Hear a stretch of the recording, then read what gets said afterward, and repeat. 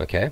Um, Now, the workers at Toyota get almost as good of a deal as the workers at GM, Ford, and Chrysler. Why do you think that is? They don't want them to be unionized. Right, there you go. I mean, the threat of unionization has induced Toyota to basically become competitive in terms of how they treat their workers with the big three. Right. Or So I another mean, another you just can't say, it's not fair to say that the labor movement hasn't done anything for Well, anybody that that's yeah, not that's why technically. I meant I mean, to have you, reframe it and say that in the past they've done things not always recognized, but we've pointed out other things like the Canadian Union of Postal Workers and the maternity or parental leave, something that came out of unionization. So there are other things they've done, but traditionally unions have spent more times looking after themselves, and I think that in this current world that we're living in, where we see things like the Occupy movement and different things like that occurring, that unions have realized that their real role, beyond just looking after their unionized workers, is to make sure that non-unionized workers and unemployed people and students, and that they have more allies out there, and that they can assist them with certain aspects of their life, whether it be work or anything like that, and that they're opening up. What is it? 19 of the 25 jobs will be held of the head jobs of the executive for this new union, if they put this together, will be from the regular members, but they're going to keep 6 spots reserved to bring in outside supporters and activists and allies to bring a voice to their table.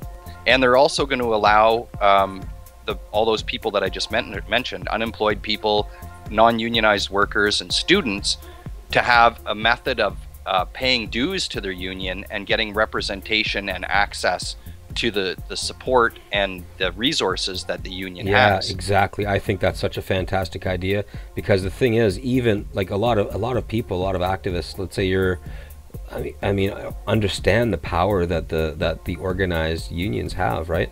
But how do you participate in that unless you belong? I mean, and if you can't belong unless you organize your workplace, well, I mean, from my perspective, I'm self-employed.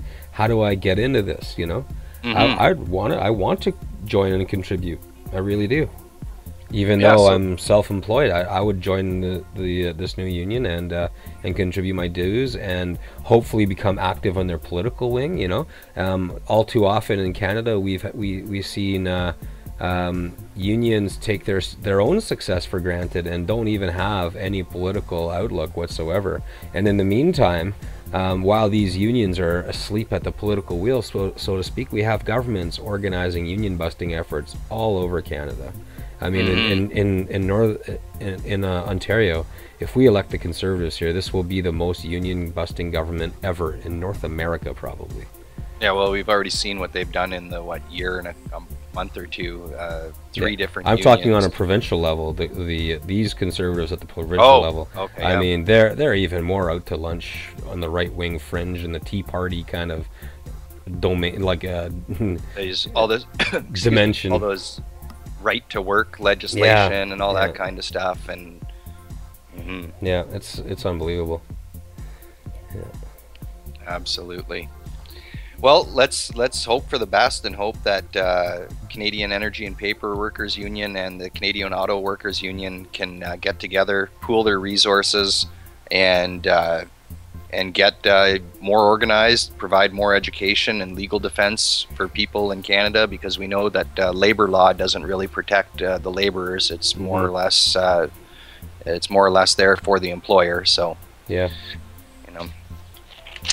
On a totally different front, I came across an interesting article, and I thought that it was interesting because, as you know, Stephen Harper has altered a lot of the rules, as we mentioned earlier. And one of the things that he had altered previously in his attacks against environmental groups was limiting government funding for advocacy groups. So in other words, if you're going to be an advocate for somebody and be a lobby the government on the part of, well, I mean, the initial target was environmentalist groups. You're not going to get any funding from the government, and this has now trickled down to even healthcare. And we're now seeing that an AIDS and HIV charity had been refused 16 of their 20 funding requests not because they are going to advocate, Tony, but get this, because they might advocate. Yeah, there you go. Isn't that crazy? Here's a little quote. It is unclear from the details provided in the proposals whether the resources would be used for advocacy purpose, which is ineligible for funding. Which makes you ineligible for funding. And it's just, so because they couldn't figure out if they were going to be advocating for people suffering from AIDS and HIV infection, they're not going to, they now are ineligible to receive funding from Health Canada. And I mean, it just goes to show that the fear is spreading, you know, like, I don't know. It's totally surreal. You're right. Like, I mean, if there's guidelines to determine eligibility for this funding, and they're declared ineligible for the funding because they might breach the guidelines sometime in the future, but haven't in the past, it's well, I mean, it really is kind of absurd. Is this where we're going? Is this where we're going with this conservative bunch here? Oh, it looks like it. And I mean, and the reason why I say it was fear-based too is this is actually bureaucrats within Health Canada making this decision, but they're making that decision based on the fear of the rules that are being applied, that Stephen Harper has you know, against this political advocacy. And you know, the whole thing just, it's horrible. Yeah. It's just funny horrible. thing is that this tighten the belt austerity minded conservative government here set aside $8 million in their own budget to implement the measures that require charities to answer more tax form questions on their political activities, right? Right. Another Putin-like approach, you know? Yeah. Sick some aspect of the government on them, put them through a bunch of regulatory hoops, because, well, and when you compare that to what Stephen Harper thinks of environmental regulations, it's kind of ironic. He sure likes to throw up the regulations when it comes to somebody who might advocate for a person who needs help, but as soon as it goes against any of his economic or political desires, the regulations are just torn away. So I mean, it's absolutely uncalled for and unnecessary and brutal. I don't know what else to say. Yeah, it's unbelievable for sure. Yeah, it's like, I mean, apparently there's money for drones. Yeah. You want to clamp down on those charities that are trying to do good work, and like, not that I think that all charities are worthy of their tax exempt status and do good work in the community, but I mean, to have this attack on charities that may or may not have the same politics as the government of the day based on that fact is a little bit hypocritical, and especially when you're justifying it by saying that money has to be used in a better way, and then you turn around and there's just never you can't spend enough on the military apparently. No, and with the drones, I mean, that one is just kind of curious too, you know, like this whole issue of purchasing drones came up while we were bombing Libya, we being the Canadian military on our behalf. Was so nice to go over and bomb an independent country, so that the Canadian military had requested purchasing these, and then of course I guess they worked too well, because we know how Muammar Gaddafi's life ended with a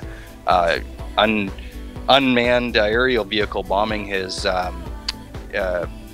car as he fled Sirte, I believe it was, and then he was anally raped with a knife. Yeah. But anyways, so that put an end to the Libyan war, which kind of threw buying these drones onto the back shelf. But now we see the Defense Department has come back and has now suggested that they need about $1 billion worth of drones. Yeah. $1 billion worth of drones. You know, like, holy crap. That's a lot of drones, and those aren't just spy drones. Every time I hear about the absurd levels of spending on jails and weaponry, etc., and war efforts in general, I just think of the children that we all know of that go to school hungry in the morning in Canada. There's lots of them. Everyone who knows a school teacher knows that those school teachers have to look out into a classroom and they know that some of those kids are hungry. And there's nothing we can do about it because we don't have enough money for that. But we have $1 billion for armed drones. Mm-hmm. Well, at this point, anyways, the Conservatives have heard the request from the Defense Department, and they've approved for companies involved in the production of these unmanned drones to begin providing information as to what the specifics are for each of their products.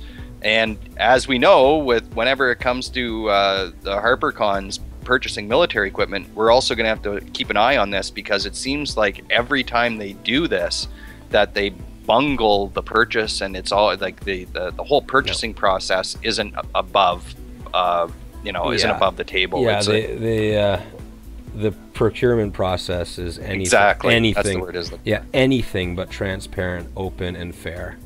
You know what I mean? Mm-hmm. It's very open. Like, the way they do it leaves them open for, accusations of corruption, for lack of a better way to say it. You know what I mean? If you're not going to put a contract out to tender and have a fair and transparent procurement process in general, I mean, it begs the question: who is making the decision of what to buy and how much to spend on it? And if this is not done in an open and transparent way, I want to know that one person who has that power to decide that stands to line his pockets, and there's no information that can lead us to make any accusation. But the thing is, the reason that these processes are constructed the way they are is so that there can be no finger pointing. That's right. You know what I mean? But we do know that they were somewhat, I don't want to say held to account, because that they're still going to get away with a lot of this stuff.